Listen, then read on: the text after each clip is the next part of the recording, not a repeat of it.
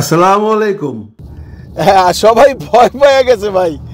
আপনারা জানেন এই যে কলিমুল্লাহ সাহেব গ্রেফতার হবার পর এখন যত ইউটিউবার আছে, মানে যারা কলিমুল্লাহ সাহেবের সাথে টকশো করছে, যারা কলিমুল্লাহ সাহেবের প্রশংসা করছে এবং যারা ঘুম থেকে উঠেই কলিমুল্লাহর প্রশংসা করতে করতে কলিমুল্লাহরে দিয়ে একটা টকশো বানায় ফেলাইছে এবং এটা তা ব্যবসা হিসেবে গ্রহণ করছিল। এর মধ্যে আছেন মাসুদ কামাল সাহেব, ওনার কথা ছাড়াও আরেকটা যে চ্যানেল আছে, কি জানি নাম ভুলে গেছি ভাই, সেইটার মধ্যে প্রায়ই সে কলিমুল্লাহ সাহেবকে আনতো আইনা রাষ্ট্র এবং দেশ এবং প্রফেসর ডক্টর মোহাম্মদ ইউনুস এবং তার সরকারকে নিয়ে ওই আধা ঘন্টায় একই পেঁচাল পারত।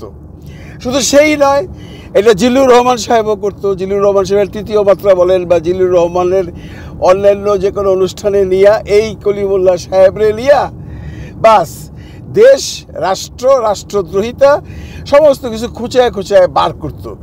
এরপরে আমাদের এই যে পান্না সাহেব, মঞ্জুরুল আলম পান্না, উনি তো সিলমারা, উনি তো মানে ছাত্রলীগের নেতা ছিল, উনি তো অবভিয়াসলি সরকারের বিরুদ্ধে বলবে, কিন্তু ওনারা এমন সমস্ত আলোচনা করতো যেগুলো ছিল ভয়াবহ।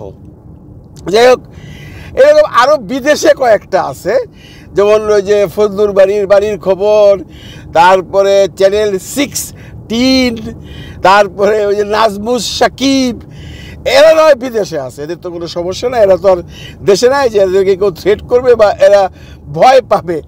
কিন্তু কালকার থেকে একটা মজার জিনিস দেখতেছি, এই যে বাংলাদেশের বড় বড় ইউটিউবাররা, মাসুদ কামাল সাহেব, মুস্তফা ফিরোজ সাহেব, পান্না সাহেব, এই তিনজনই তো বাংলাদেশে মোটামুটি স্টাবলিশ, এবং জিল্লুর রহমান সাহেব, এদের মধ্যে গত পরশু দিনই দেখলাম মাসুদ কামাল সাহেব একটা ভিডিও করে ফেলাইছে।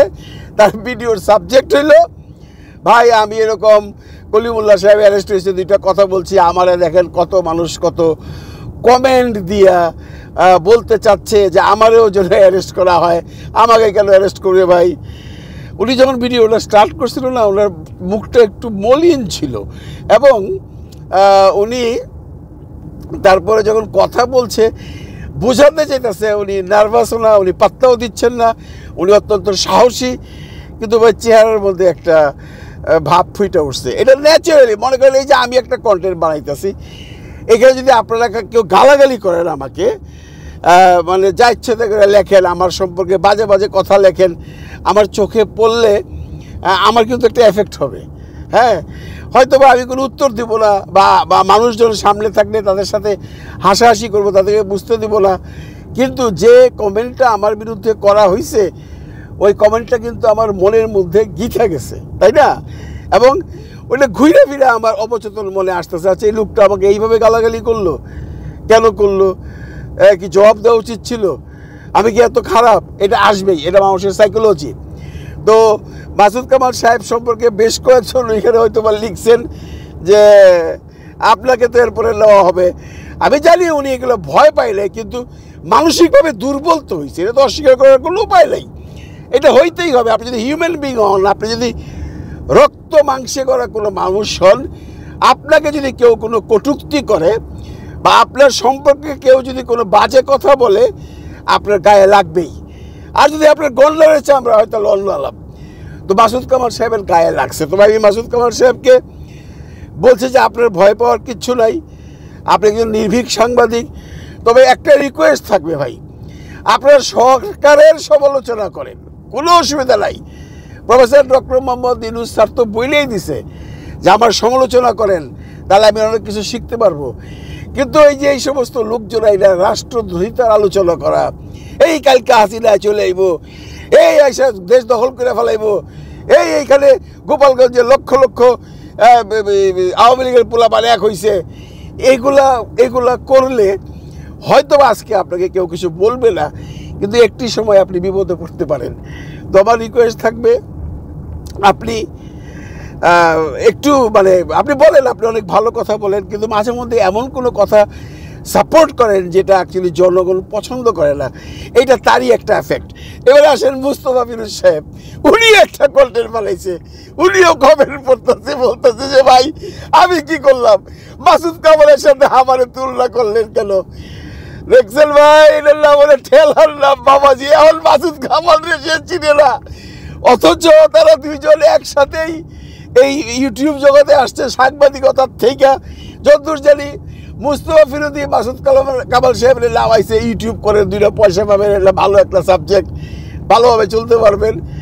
এখন মুস্তফা ফিরোজ সাহেব প্রথমেই বলে মাসুদ কামালের সাথে আমার কেন তুলনা করতেছে, ভয় পেয়ে গেছে, সেও ভয় পেয়ে গেছে। তো আমার কথা হইলো মুস্তফা ফিরোজ সাহেব অবশ্য, আমি যদি মানে নিরপেক্ষভাবে বলি, মুস্তফা ফিরোজ সাহেব অবশ্য এইরকম কথাবার্তা বলেন না বা এরকম ইন্টারভিউ করান না যেগুলো দেশের বিরুদ্ধে, রাষ্ট্রের বিরুদ্ধে যায়, যেটা মাসুদ কামাল সাহেব করছেন এবং পান্না সাহেব করছেন। তো ফিরোজ সাহেবের ভয় পাওয়া দেখা আমার আসলে একটু মায়াই লেগে গেছে। মুস্তফা ফিরোজ সাহেবকে বলবো, আপনি তো ভয় পাওয়ার কিছু নাই, আপনি ভাই এমন কিছু বলেন না। তবে আপনার একটা দোষ আছে, আপনি যে কোনো একটা দলকে সাপোর্ট করেন 100বার করেন, আমরাও একটা দলকে সাপোর্ট করি, কিন্তু আমরা কিন্তু কখনো বিএনপির বদনাম করি না। আপনি কিন্তু বৈশাই এনসিপির সম্বন্ধে অনেক বাজে বাজে কথা বলেন। এনসিপি একটা ভোটও পাইব না, এনসিপি গেছে, এনসিপিরা ওইটা করছে, এটা করেন না মুস্তফা ফিরোজ সাহেব। এতে করে আপনার কোনো লাভ হচ্ছে না, এতে করে ক্ষতি হবে। কিছু দর্শক বা কিছু শ্রোতা আপনার কাছ থেকে সরে যাবে। আপনি একজন নিউজ রিডার ছিলেন, বিশ্লেষণ করেন, বিশ্লেষণটা যেন নিরপেক্ষ হয়, বিশ্লেষণটা এমন করবেন যে একটা নিরপেক্ষ বিশ্লেষণ, যেটা মানুষ পছন্দ করে। আপনাকে সবাই ভালোবাসে রে ভাই, আপনাকে পছন্দ করে, আপনার সেই পছন্দের জায়গাটাই আপনি থাকেন। আপনি কাউরে সাপোর্ট করলে তার প্রশংসা করেন, সেটারই কোনো আপত্তি নাই, কিন্তু যাকে সাপোর্ট করেন না তার সম্পর্কে বদনাম করেন না, কারণ কখন যে পাশার লাইন আবার উল্টা যায় কেউ তো বলতে পারে না। এবার শেষ পর্যন্ত আসি আমাদের সবচেয়ে অতি প্রিয় মিস্টার পান্না সাহেব। পান্না সাহেব কিন্তু পাত্তা মাত্রা দিচ্ছেন না। আমি এখন পর্যন্ত কোনো কন্টেন্ট দেখি নেই যে পান্না সাহেব বলছে, আমারও কেউ বলছে। পান্না সাহেব তো ধুয়ে বলে যাচ্ছে, কিন্তু পান্না সাহেব পাত্তাও দেয় না। পান্না সাহেব এগুলো কি আরও করে না, পান্না সাহেব মনে মনে কয় বলতে থাক। কারণ সত্যি কথা কি জানেন, পান্না সাহেব চাইতেছে, পান্না সাহেব মনে প্রাণে চাইতেছে আমার অ্যারেস্ট করুক, মানে আমার অ্যারেস্ট করে নিয়ে যাক, আমি হিরো হই। কিন্তু পান্না সাহেব সরকার এত বোধাই না, আপনার মতো মানুষকে অ্যারেস্ট করে মানে হাতের মধ্যে ময়লা লাগাইবো না। আপনার অ্যারেস্ট করলে তো আপনি হিরো হইবেন, সরকার জিরো হয়ে যাব। আপনার মতো মানুষের অ্যারেস্ট করবো নাকি মিয়া? আপনি তাহলে একটা নর্মাল একটা ছাপোষা ইউটিউবার, আপনি আসছিলেন টেলিভিশনের 21 টিভির এডিটার, কাটতেন, সেখান থেকে ইউটিউবার হয়েছেন, বহুত বড় ইউটিউবার হয়েছেন, আপনাকে অনেকেই পছন্দ করে, আমরাও আপনার কন্টেন্ট দেখি। তার মানে আপনি রাষ্ট্রীয় পর্যায়ে এমন কোনো জায়গায় আসেন নাই যে সরকার আপনাকে অ্যারেস্ট করবে। আপনি আরও কিছু কর, আপনারা অ্যারেস্ট করবো না, কারণ আপনি মাসুদ কামাল সাহেবের যে স্ট্যান্ডার্ড বা মুস্তফা ফিরোজ বা জিল্লুর রহমান সাহেবের যে স্ট্যান্ডার্ড, সেই স্ট্যান্ডার্ডে পড়েন নাই, বড় একটা ইউটিউবার হইতে পারছেন।